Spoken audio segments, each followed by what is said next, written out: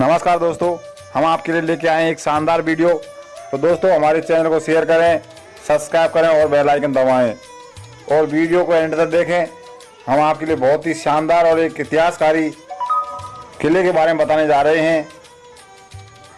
तो दोस्तों एक इतिहासकारी किला दीव किला कहते हैं। दोस्तों एक शानदार और अद्भुत किला बना हुआ है।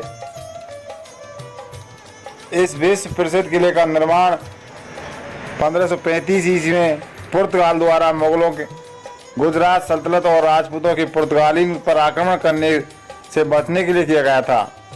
पुर्तगाली शासक लगभग 1537 ईस्वी में शुरू हो गया था, जो 1961 तक चला था।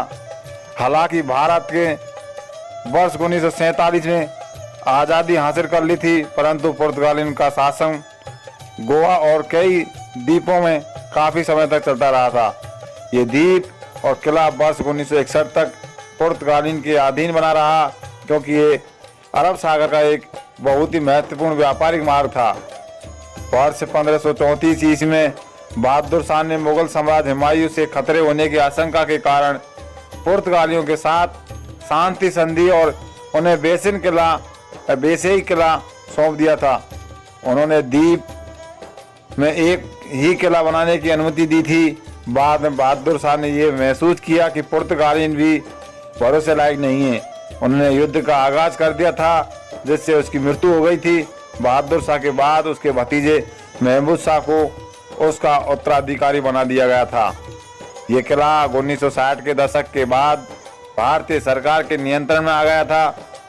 दीव किला के रोचक तथ्य: इस अद्भुत किला का निर्माण वर्ष 1535 ईस्वी में पुर्तगालियों द्वारा राजपूतों से अपनी रक्षा करने के लिए बनाया गया था। 1509 ईस्वी में पुर्तगाल और 4 देशों की सेनाओं के बीच एक युद्ध चल रहा था, जिसमें पुर्तगालियों ने दीव को जोड़ने की कोशिश की, लेकिन वे इस काम में असफल रहे।